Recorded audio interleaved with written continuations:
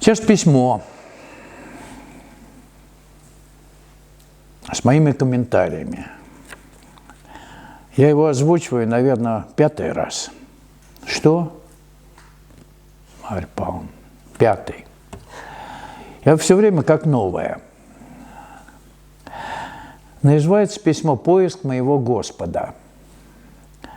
Вообще-то вы в названии уловили «моего Господа», не Господа какого-то там, ну, где-то там, а моего, то есть личного. У нас же у каждого божественное присутствие свое. Мой Бог, мой, ваш. Ясно? Не вообще Бог, который где-то. Вот хотелось, чтобы вы обратили на это внимание. А то ищете Бога непонятно где, непонятно какого. Вот оно, божественное присутствие. Вот его надо искать. И подназвание, это я уже придумал, «Психогенетика, как она есть». Я когда-то смотрел в молодости фильм американский «Оклахома, как она есть». Ну, там показано, что в Оклахоме происходило. Там нефть, лихорадка. Вот психогенетика, как она есть, вот в этом письме она, ну, наглядно представлена. Кстати, в этой книге, которую мы только что с вами обсуждали, там о психогенетике идет речь тоже. Я как-то упустил, но там есть небольшой разделчик, посвященный психогенетике. Письмо. Опускаю некоторые эпитеты. Прям с первой строчки. Александр Васильевич, теперь и у меня созрела внутренняя потребность написать вам письмо. Начну его с воспоминания себя в 4-летнем возрасте. Именно с этого времени, преимущественно, я жила с моей святой бабушкой. Да, теперь я всем сердцем понимаю, что она святая. Она научила меня молитве, и перед сном мы всегда с ней вслух проговаривали ее. В церковь она не ходила, потеряла 2 детей и мужа во время войны, но никогда не бранила за это Господа, напротив, за все его благодарила. Тихо и смиренно прожила свою жизнь. С детских лет мы с братом были окружены заботой и любовью наших родителей и нашей бабушки. То есть вполне благополучная семья. Не часто это бывает, ну, сегодня особенно, но вот здесь, видите, и родители, и бабушка сыграли свою роль вот в судьбе этой уже взрослой женщины сегодня. Друзьям и подругам я всегда подходила выборочно. Никогда не было много, да и не хотелось. Хотя сверстники всегда искали со мной общение. А мне это не надо было. Мне не хотелось быть как все, думать как все, жить как все. Вообще индивидуальность, да? Пусть эгоистическая, но индивидуальность. То есть не стадный вариант. Ведь мы всегда говорим, хотел, чтобы вы это помнили, что когда индивидуальность эгоистическая подрастает, ну, в процессе духовной эволюции, да, в процессе каких-то социальных условий в настоящей жизни, то обязательно параллельно с эгоистичностью сознания в противовес ей для внутреннего равновесия подрастает и душа. Понятно? Ну, чтобы баланс был внутренний. Эго и душа подрастает подспудно. То есть индивидуальность эгоистическая растет, да, но параллельно обязательно и душа подрастает. И вот момент, когда эго и душа где-то в равной степени энергетически сильны, вот начинается поиск. То есть нельзя существовать по-старому. Поиск вот, выхода. То есть внутренний конфликт между душой и эго. И Вот когда вы начинаете что-то искать в духовном плане, значит и то, и другое подросло. Теперь кто победит? Если правильно найдете выход, то победит душа. Если, увы, этого не случится, то, как правило, побеждает эго.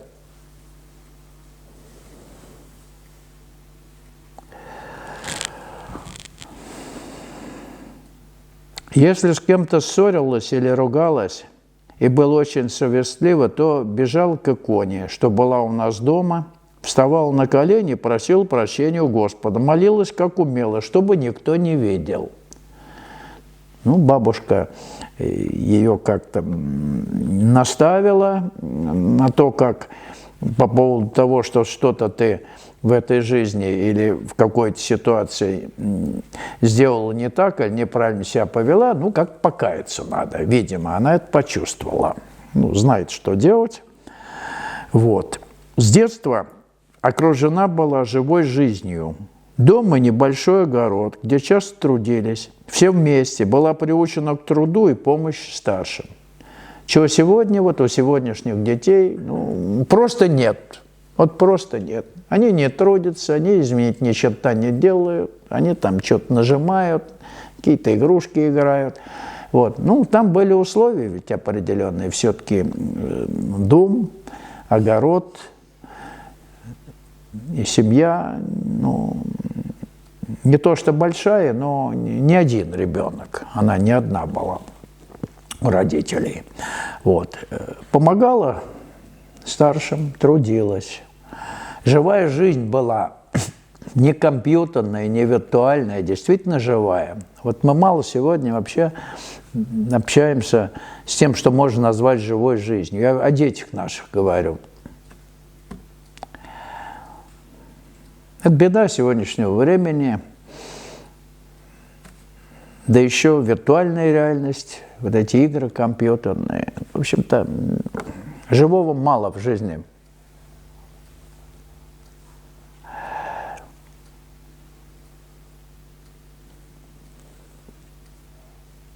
В летний период времени особенно он мне запомнился. Я оставила свой маленький стол со стулом рядом с яблонькой, а рядышком цвели разные цветы в огороде.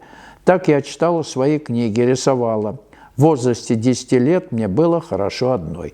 То есть ребенок самодостаточный. То есть я могла себя занять. Это очень важно сегодня тоже, да?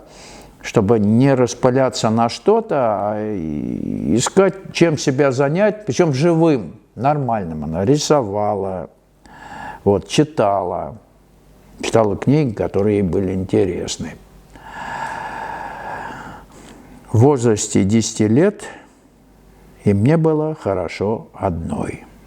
Наступил подростковый возраст, начала осознавать, что в этом мире нужно быть нахальным, бесцеремонным и так далее.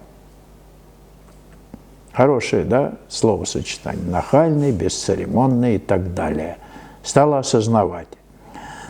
Все тем, чем не владею, и так стало мне грустно от этого несправедливого и жестокого мира. Почему в нем нет теплоты и доброты, чтобы все были как моя бабушка? Ведь так же славно и легко и радостно жить. То есть разочарование в подростковом возрасте, миром, с которым она столкнулась напрямую.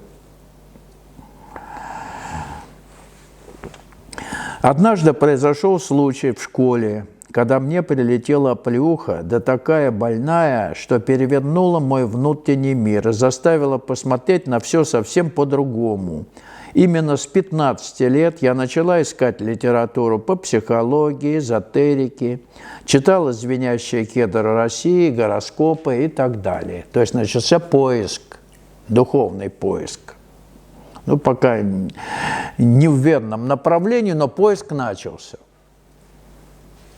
Значит, конфликт души и эго в социуме, в напряженном социуме, достиг апогея. Надо было как-то его разрешить. Поняла и уяснила для себя, что нельзя ничего делать плохого для другого человека. Все это возвращается к тебе только больнее. Как будто что-то есть, что тебя всегда контролирует. А еще все, что со мной происходило, оно как бы извне притягивалось, и плохое, и хорошее. Я ничего не понимала, как все это происходит. То есть вот и кармические законы, и соблазны вот в окружающем мире. То есть начала проявляться кармическая педагогика.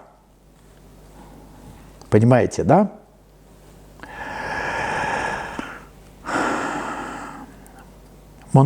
Много кто в то время распространял буклеты «Вступить в религиозную общину», проповедующие идеи религиозные, но во мне мгновенно кричало изнутри: «Нет, нет!».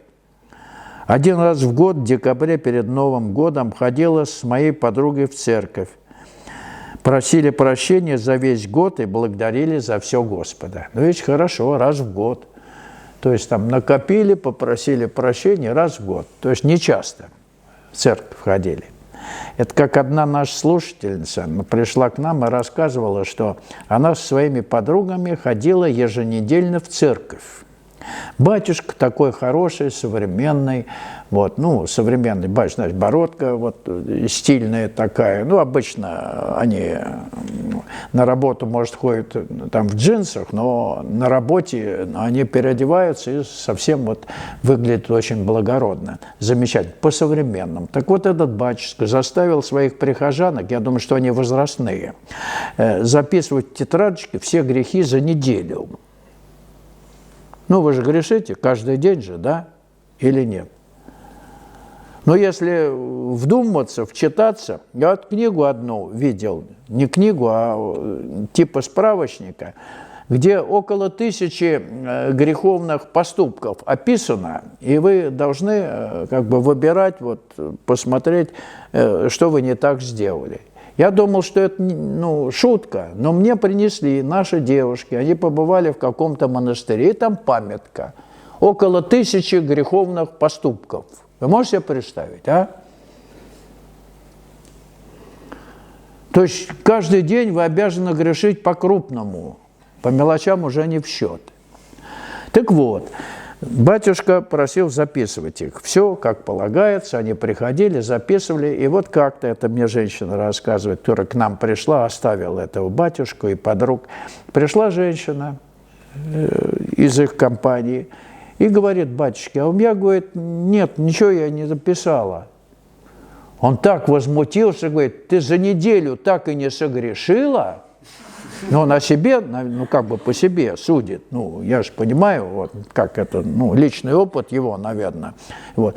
И он ее отругал и прогнал. Ну, о судьбе этой женщины я не знаю, которую он прогнал, а та, которая это видела, пришла к нам. Понятно, да? Нет бы батюшке порадоваться, что его прихожанка не согрешила. Ну, это же хорошо, да? Значит, все в толк пошло. Нет, он возмутился, ее прогнал. Вот как нехорошо. Ну, неправильно, на мой взгляд. Но вот они раз в год хоть ходили, просили прощения, это неплохо. Без записи, за все грехи за год. Вы не ходили, нет? Почаще ходили, нет? Но раз в год можно. Поступила в институт. В этот период времени знакомлюсь со своим будущим мужем. По окончании института еще успеваю поработать, слушайте внимательно, в налоговой полиции. Представляете эту девушку? Но она жесткая такая, а внутри тепло. А жесткая, вот так-то, вот снаружи-то, когда я ее увидел, я понял, она снаружи жесткая, а обнять ее хочется. Жесткую снаружи, и она сразу тает. Вот. Хорошая девушка, нормальная. Вы поняли меня, да? В налоговую полицию так просто же не пойдешь, это надо, Но вы сейчас поймете, почему. Поймете, почему. Чуть позже. Она такая. Вот. Отработав 2,5 года, в возрасте 26 лет, я уезжаю вместе с родителями и моим братом в Германию, в город Гамбург, на постоянное место жительства. Муж приезжает через полгода. По отцу у меня немецкие корни, поэтому подготовить документы к отъезду не составляло сложности. То есть по генетике телесные немецкие корни, они достаточно жесткие, правовые вот эти аспекты, все. Вот поэтому она в налоговой полиции по немецкой линии. Понятно, да. Она еще в Германии потом в полиции даже поработала. Вот. Вы представляете, вот. А вы тут все так, да в полицию идите и потом сразу к Богу. Не хотите, нет? Ну ладно, вот такой интересный момент. Уезжаю в 26 лет в Германию на постоянное место жительства. Когда я приехала в эту страну, мне сразу все понравилось. Все было понятно и логично, все отлажено и устроено, все красиво и ласкало взгляд, что-то совершенно нового и мне тоже близкого. Так постепенно я стал интегрироваться в этой стране со совсем другим менталитетом и ценностями. Ну, после 90-х годов в России там, или начало 2000-х, понятно, там вообще все отлажено в Европе-то. Она просто обалдела. Постепенно стала забывать Россию, бабушку, русских поэтов, людей, с кем я тесно общалась. За относительно короткий период времени прошла все языковые обучающие курсы, поработала в полиции, и потом только нашла работу в офисе. Все чаще я смотрела фильмы на немецком, слушала музыку. Немецкие традиции стали мне близкими. К Рождеству и Пасхе я готовилась тщательно, со множеством подарков, как показывают в американских и немецких фильмах. Немецкий язык становится мне родным. Мне было очень комфортно жить в Германии.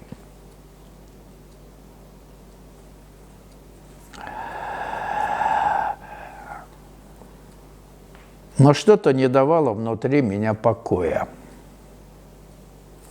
Это как бы в скобочках психогенетика, как она есть. Но что-то не давало мне внутри покоя. Тихо плакало оно, что не давало покоя и давило изнутри. Ничего я тогда не понимала. Когда оставалась наедине с собой, особенно больно звучало внутри меня каким-то голосом, и я старалась быстро отвлекаться, чтобы это внутри не слышать. Себе самой задавал вопрос, почему же все радуются жизни, веселятся, а я не умею? Внутренняя грусть меня съедает, я какая-то ненормальная. Там, где все есть, все замечательно. Возможно, моя грусть скорее от того, что у меня нет детей. Поэтому у меня такая тихая печаль. И Господь подарил нам с мужем 2 здоровых мальчиков. Дети появились. Муж попозже приехал, через 1,5 года. На какой-то период времени я совсем отвлеклась, погрузилась в новый этап моей жизни – материнство. Спустя какой-то период времени снова во мне изнутри застонала и заплакала только сильнее. Что со мной происходит? По человеческим меркам у меня все есть, даже с достатком. Скорее всего, так как я достаточно нерасточительна, не всегда экономно. Вся причина, наверное, в этом. Вроде как прижимистая такая, поэтому чего-то там вот у нее не так. Сделала вывод она такой.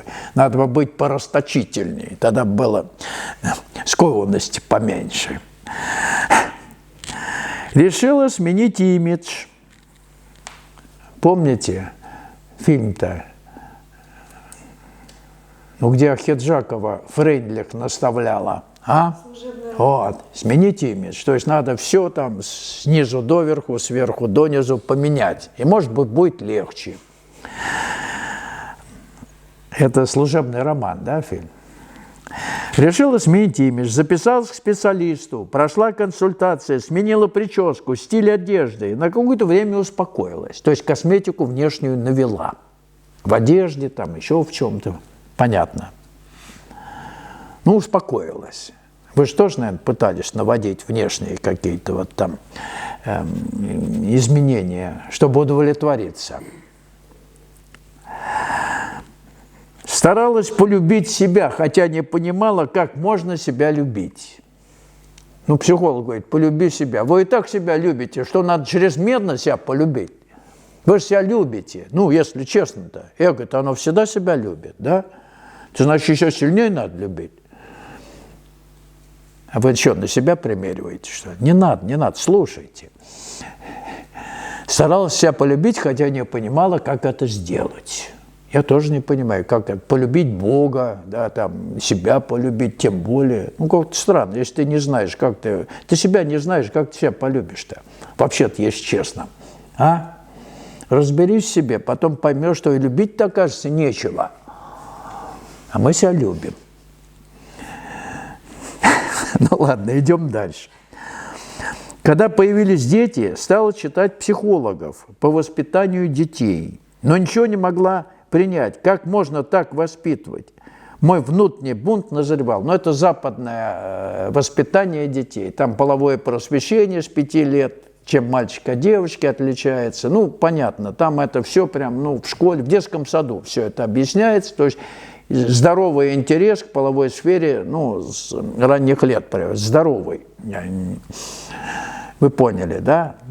Там многие же бунтовали из иммигрантов из России, тогда по поводу обучения в школу не пускали. У нас сюжеты были по телевидению, да? Там, когда программа «Новое обучение», вот в этой сфере, в половой, там родители, ну, как бы пытались не пускать детей. Там целые процессы возникали. Детей чуть ли не отбирали, что их просвещают неправильно. Родители мешают просвещать. Я одна, я не понимала, как можно жить в этом непонятном мире, да еще радоваться. То есть бунт внутренний назревал. Потянул читать историю России. Спустя 10 лет жизни за границей, прочитав историю, мне захотелось перечитать всю литературу Серебряного века. Для себя сделала вывод, что ничего не меняется, человек тот же, только происходит смена времен и антуража. Увлеклась серией книг «Жизнь замечательных людей», смотрела фильмы про их разные судьбы. Пересмотрев достаточно много, я переключилась изучать строение человека, как работает мозг человека, почему мы видим сны. Читала и слушала работу Натальи Петровны Бехтеревой, Черниговской. Все это меня увлекало и интересовало. Читала книги для здоровья, по правильному питанию, выписывала рецепты. То есть сейчас ударилась в изучение человека и в здоровый образ жизни. Ну, бывает, да. Если будешь правильно питаться, то вообще будет все в порядке. Мне попалась какая-то брошюрка, женщина написала, ну, то ли профессор она, то ли еще кто-то, что смысл человеческой жизни в правильном питании. Там прям вот это сам смысл, то есть вот глубокий смысл правильное питание. Вот. Если бы какого-нибудь сексопатолога была бы книга, то смысл человеческой жизни в правильной там этой самой жизни было бы. Ну, примерно вот так. Да? То есть каждый из своей области городит огород и призывает: приходите ко мне, я научу вас правильно жить. То есть будете жить со смыслом. Вообще все интересно в этом мире. Знаете, как все смешно. Вот для нового сознания вообще все смешно. Вот как глядишь вокруг, с какой серьезностью люди там что-то доказывают, ну, это не надо никуда ходить. Вообще вся жизнь – это действительно огромный театр. И ты в новом сознании становишься зрителем вот этого всего. В политике, в экономике, там, в церковных делах, в искусстве. Вообще все смешно. Представляете, вот какую аудиторию вы охватываете вот в новом сознании. И все смешно. Вот на меня так смотрят, потому что для вас все серьезно, да? А для меня смешно. Ну ладно, я думаю, вы меня поймете попозже, когда все у вас перебродит, и вы будете глазами зрителя глядеть в этот вот зрительный, вернее, вот эту, на эту сцену, на которой вот человечество играет в эту безумную игру. Ну ладно. Затем в интернете нашла интересные лекции одного батюшки. Стала его ежедневно слушать. Так я постепенно созрела, чтобы ходить в храм Иоанна Кронштадтского в Гамбурге на службу. Захотел читать Евангелие, но не понимала смысла. То есть опять как бы вот, в духовной жизни, в церкви. Ладно, первый день, когда я пришла в храм, стояла на службе, смотрела за другими. Старалась повторять, в какое время креститься и кланяться. Я ничего этого не умею, но мне это все казалось так неестественно, не по-настоящему, как в какой-то игре.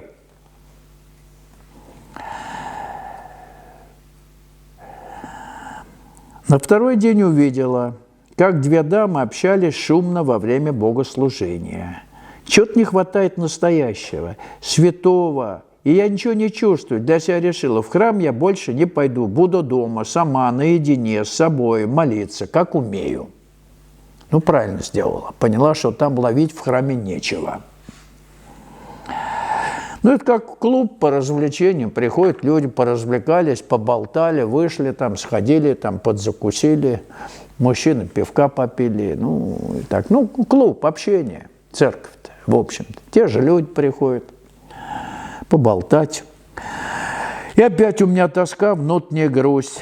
Тогда я воскликнула со слезами вслух. Вот внимательно, вот что она произнесла. «Господи, для чего же я живу здесь? Почему у меня такая грусть внутри? Почему даже у утюга есть инструкция по применению, а у человека нет ни инструкции, ни понимания, как ему жить?» Так вот, та книга, которую мы с вами разбирали, в предыдущей встрече, она и есть как раз. Марья Павловна, не надо на меня так глядеть сукоризной. Она и есть инструкция по применению человека в этой жизни. У утюга есть инструкция, а у человека действительно нет. Хоть первая ласточка какая-то вылетела. Инструкция по применению человека в этой жизни. Вот хорошо она сказала, мне так понравилось. У утюга есть инструкция, а у человека нет. И почему так тоскливо? Почему все как-то не так? Идем дальше. Почему нет того, кто возьмет меня за руку, и я без ошибок пройду этот жизненный путь? Через какой-то период времени я нахожу случайно видео с Зинаидой Барановой, где она в разговоре называет фамилию Клюева. Зинаида Григорьевна Баранова – это женщина, которая на самом деле в течение долгих лет 10-12, Зин, не ела и не пила. На самом деле я просто это знаю ее. Мы у нее в гостях были, она нам такой в Краснодаре вкусный борщ приготовила, холодильник у нее пустой, все у нее там пусто. Я говорю, только для гостей готовлю. Нам она приготовила. На самом деле она не ела, не пила. Но это не духовный феномен. Я хочу вам сказать, что это феномен, который свидетельствует о единстве всего сущего. То есть есть та сила, та энергия, которая творящая, которая творит человека, и если надо, она его накормит, напоит, синтезирует все необходимое для биологической жизни. Все.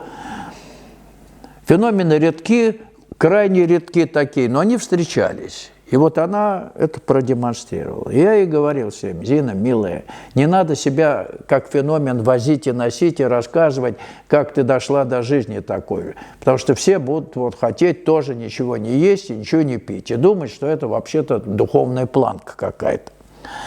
Все это к духовному не имеет никакого отношения, честно говоря. Это феномен витальный, это феномен жизни, но никак не духовный феномен. Хотелось, чтобы вы на это обратили внимание. Зачем? Если можно хорошо поесть, нормально, немного, но вкусно, да? Это же нормальное явление. Нормально. И поэтому стремиться к этому. Нам два ненормальных как-то звонили, Марья Павловна? Был такой. Позвонили два ненормальных, вернее, жены этих ненормальных. Они тоже решили отказаться. Они увидели этот сюжет моей беседы с Зинаидой Григорьевной и решили тоже отказаться от еды. Один месяца полтора или месяц не ел. Сошел с ума, потом жена позвонила, а другой умер просто. Бывает, да? К нам они отношения никакого не имеют. После этого сюжета вот позвонили, где-то в книге у меня было в первой об этом. И я говорю, немедленно пусть едят, вы что, ненормальные? Они, говорят, отказываются. И один даже объяснил это, когда его спросили, а для чего ты хочешь это вот продемонстрировать? Он говорит, а чтобы не тратить пенсию на еду. Пенсия небольшая, а если не есть, то нужно какие-то другие цели, деньги. Ну, пол-литру можешь купить, там еще что. Вы поняли, да? Чтобы экономить деньги. Хороший смысл. Ну, всерьез. Но это было давно, лет 20 назад там. Сейчас к нам такие уже не обращаются. Мы как-то немножко приподнялись над начальной аудиторией. А там разные, всякие были. Всякие твари по паре приходили. Сложные были. Ну ладно, это все в прошлом. Сейчас все нормальные люди, смотрю, и едите, и пьете, и ничего.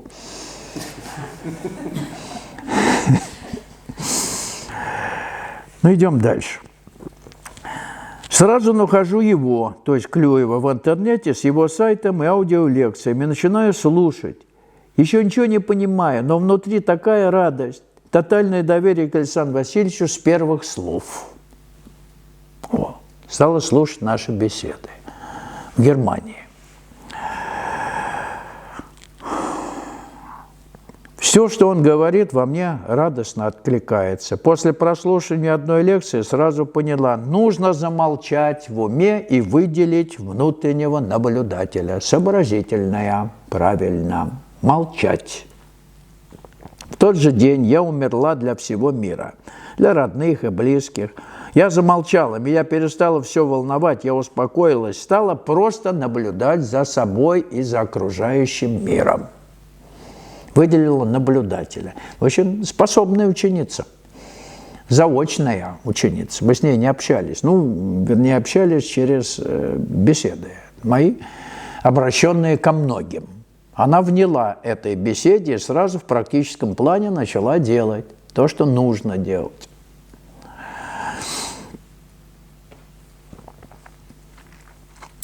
И за очень короткий период времени, как сейчас это помню, за столом, во время дня рождения моего папы, в макушку головы что-то в меня проникнуло. Я вздрогнула от неожиданности. Поток пошел.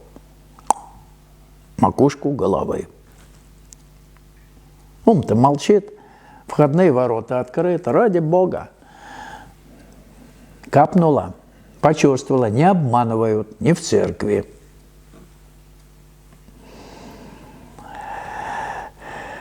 Продолжал наблюдать тихо изнутри. Это было совершенно новое.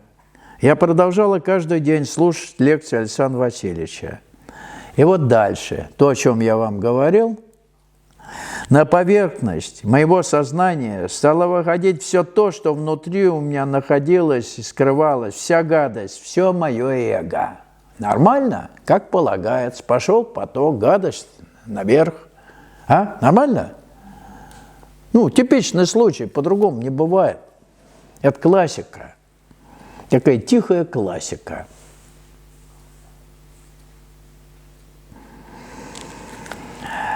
И так мне стало стыдно перед Господом. И как же Он меня терпел все это время. Столько у Него терпения к нам всем. Ну, когда у нее поперла гадость, она прям, Боже мой, да как же так можно? Ну, так, с сожалением, но искренне поняла, да. Сидит это в нас, обязательно, наше животное прошлое, оно сидит на клеточном уровне, в клеточном подсознании, все это есть. Но это не беда, это должно быть прямо на месте, когда всплывает, уничтожено. Вовне все, это уже не будет выходить, оно просто будет уничтожено на месте. Всплывает и сразу уничтожается. Ясно? Только вы должны не ужасаться, а сказать, да, есть это во мне. Сложно бывает признать в себе вот неприятные вещи. Ну, самой себе-то ж можно Господу в себе сказать. Ты же не будешь по улице сказать, ой, во мне что, вот это всплыло, то всплыло. Не надо. Окружающим это неинтересно. Ясно? Так что с собой разбирайтесь в индивидуальном порядке. Особенно мне нравилось, что работа совершается наедине с собой, что не нужно куда-то ходить. Только ты и Господь. То есть индивидуальная работа, никаких посиделок, общественных там сборищ. Я просто говорю о том, что каждодневная индивидуальная работа, она требуется именно вот в таком варианте. Творческая работа, то есть умение как-то вот, ну, все соразмерно вот в этой жизни, в социуме сочетать. То есть мы не убегаем от социума, мы живем в колючем социуме, но всегда находим время для внутреннего уединения, обязательно. Есть свободное время, помолчите, остановитесь, не лезьте в телефон, не пытайтесь себя чем-то занять. Любое свободное время учитесь молчать, учитесь оставаться наедине с своей истинной сущностью. А свободного времени, как оказывается у людей, уйма. Мы же убиваем время просто, вот ничего не деланием, пустыми занятиями, всякими негодными, ненужными, вместо того, чтобы это продуктивно использовать для духовной реализации. Это время, драгоценное время. Приобретаю книгу за книгой, читая и проникаясь всем сердцем, начала чувствовать совсем иначе Россию. Вот он, психогенетический фактор, сработал. Русский народ, русских поэтов стало понимать, о чем вещают нам святые люди, что хотел донести до нас всех Иисус. Пришло и понимание Евангелия. От книги Шмелева «Лето Господне» текли слезы. Но это какие-то другие слезы. Мне благостно от того, что я плачу. Все в этой книге благостно. Я понимаю, о чем он пишет. Вспомнила бабушку, вспомнила свое детство. Вот оно, пробуждение психогенетики через литературу, через нашу историю. И не случайно я вот эти книги исторические, названы мною, опыт духовного прочтения отечественной истории. Вот для тех, кто действительно психогенетически прожил вот нашу историю, нашу жизнь в прошлых воплощениях, и сейчас вот готов это вспомнить, готов, в общем, обратившись к этой литературе, пробудиться для сознательной духовной реализации. Я думаю, что я не зря эти книги писал.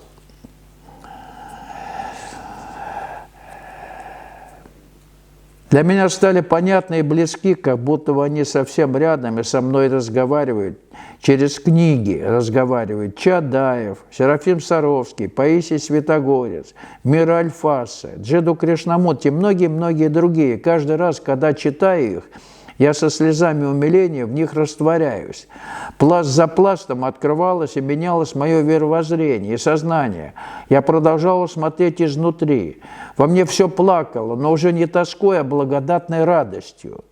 Не было ни единого сомнения, что я что-то неправильно делаю, а наоборот, подкреплялось авансами от Господа Бога. Свои тождественные переживания я находила в книгах Александра Васильевича, Серафима Саровского, Паисия Святогорца, Мира Альфаса. Видите, в какой ряд она меня поставила? С кем? Я говорю, что у меня союзники, ну, хорошие союзники. Вот она их перечислила. Если кто-то будет возражать, ну, у меня других нет союзников. Если они им не авторитеты, ну, и я тогда тоже. Вы понимаете, да? Потому что это все созвучно. Потому что мы говорим об одном. Совершенно об одном. В разные времена, разные имена, но речь идет действительно о духовной работе, о том, что просыпается, о том, что открывается вот в процессе духовной реализации. Однажды, гуляя по городу Гамбургу, тем, что я восхищалась ранее или проводило меня в восторг, перестало увлекать и стало просто чужим.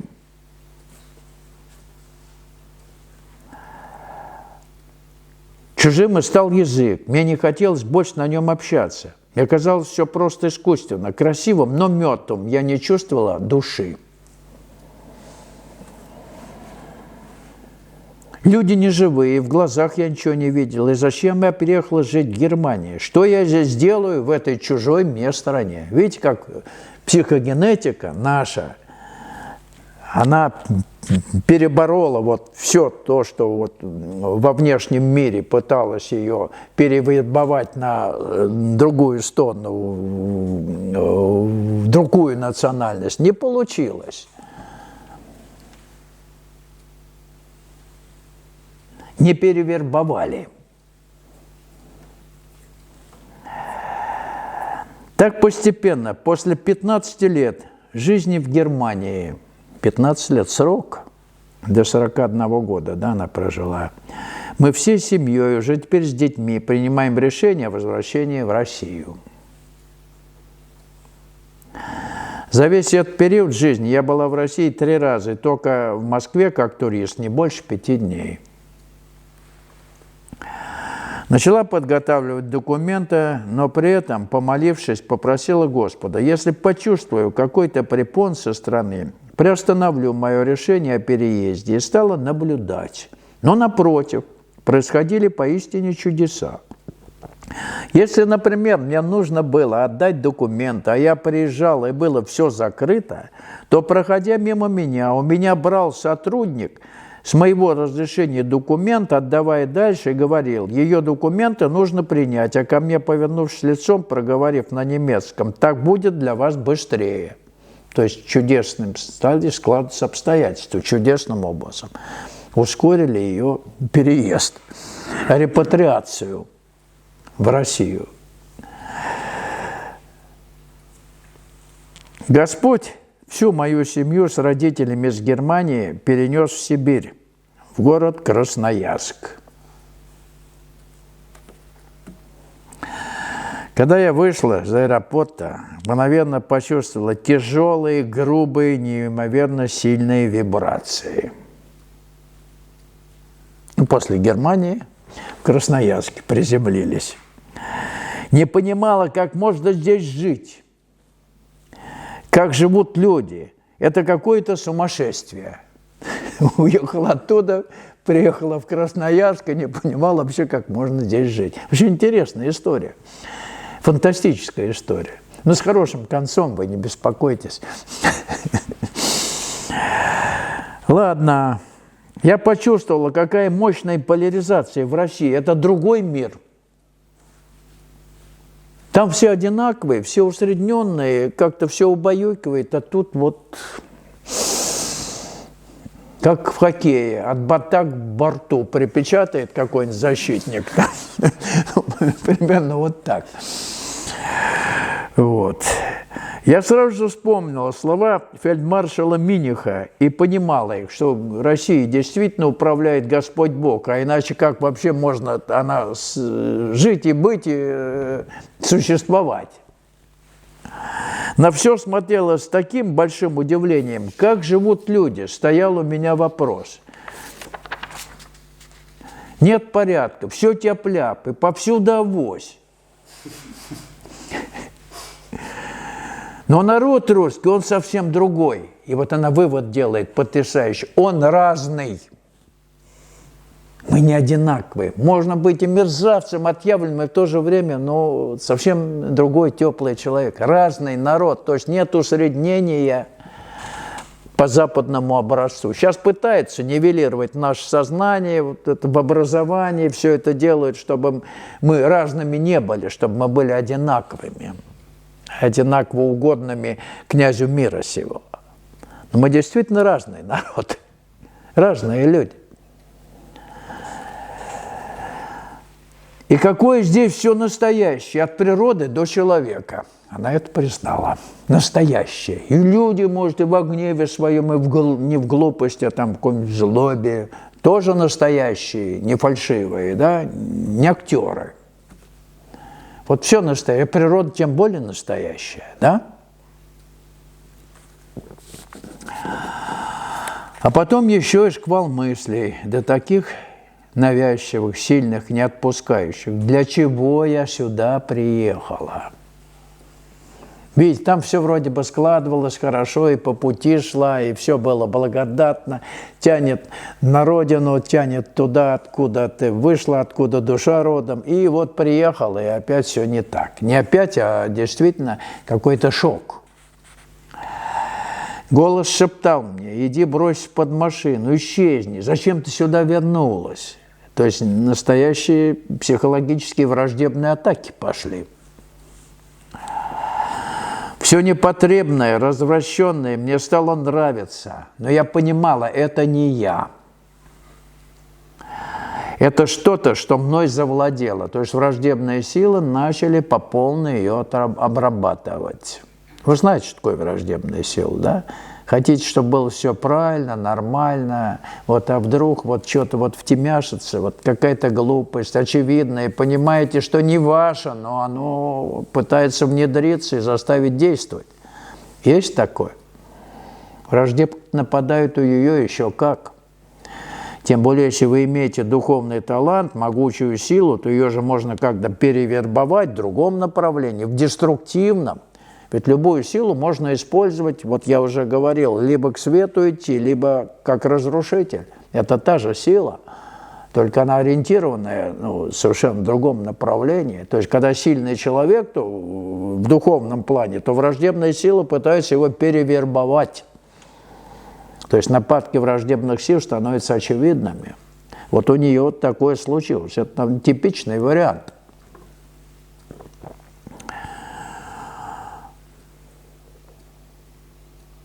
«Господи, помоги», — молилась я, — «без Тебя я не справлюсь, это испытание, которое я не выдержу без Тебя». Голоса продолжали нашептывать, особенно когда проходила мимо проезжей части, но я не чувствовала помощи от Господа. Тишина. То есть она впала в некую панику. Когда ты в эмоциях обращаешься к Господу, Он тебя не слышишь. Вот эмоции, да?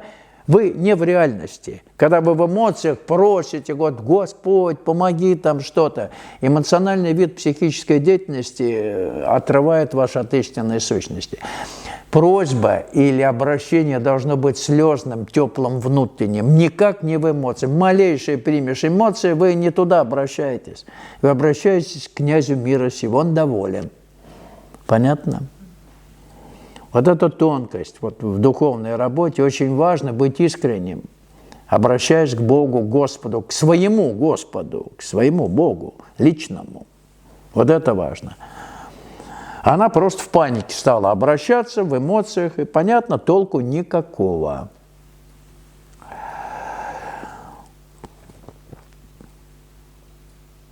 Я продолжала молиться слезно. «Я не справлюсь без Тебя». Моя милая мама хотела, чтобы я обратилась к психологу, но ни один психолог мира мне не поможет, кроме Господа, отвечала я маме.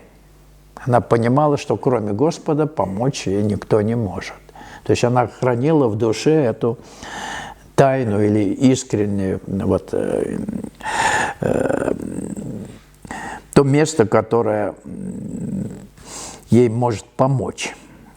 Во мне кружил такой панический страх, что я стала терять быстро в весе. И меня госпитализировали с депрессией в больницу. Вот приехала, да, называется. Начали откапывать, не из-под земли, а капельницу. Капать, а то откапывать. Может, и откапывать там, душу откопать тоже надо, да? Не откапать, а откопать. Вот. Начали откапывать и давать антидепрессанты. Когда меня выписали, постепенно я перестала принимать таблетки, постепенно страхи и голоса уходили, и я начала восстанавливаться, где я четко усвоила, без Него, без Господа я ничто. Совсем ничто. В этот период времени у меня была огромная помощь со стороны мне близких людей, кто идет по пути постижения истины. Это в Красноярске. Огромная помощь от Александра Васильевича, от Марьи Павловны. Я с ней разговаривал по телефону, как мог, ей внушал и успокаивал. А когда ее первый раз увидел в Красноярске, это такой жесткий снаружи, но такой мягкий и теплый ангел внутри. Вот вообще это трудно себе представить. Вот она маленькая такая, колючая вся и такая теплая. Колючая в смысле, вот она, полиция же работала, да, а в душе-то она ж не полицейский. Вот такая теплая, это удивительно. Я ее первый раз увидел. Вот. А потом мы с ней, случайных не бывает встреч, да, мы улетаем, и она, мы были, по-моему, в Новосибирске, да, в Новосибирске, она в аэропорту, вот мы ждем самолет, и она одна, и мы. Тут я ее взял уже в оборот полностью, часа полтора мы с ней вот были, в обнимку. Вот. Это действительно чудо было. То есть она окончательно воскресла вот после этого, вот после нашей встречи, вот такой случайный вроде бы в аэропорту перед вылетом, она в Красноярск, а мы в Москву. Вот. Огромная помощь от Александра Васильевича и от Марии Павловны. Привыкла все держать под контролем, но здесь, в России, потеряла весь контроль и вообще все, что было ценно, перестала окончательно иметь какую-либо ценность. Теперь сам Господь, Бог мой, контролирует меня, все в Его власти, в Его воле. То есть все встало на свои места. Сразу исцеление произошло. Откапывать не надо, антидепрессантов не надо. То есть вот он, вот хозяин-то появился, и все, взял в свои руки управление жизнью. Спустя какое-то время стала искренне благодарить Господа за все, что со мной плохое и хорошее происходит. Это все для моего же блага. Так я очищаюсь от того, от чего еще не очищено. И самое главное, что это возможно только в России. Здесь я чувствую мощную поляризацию. Только здесь идет огранка моей души.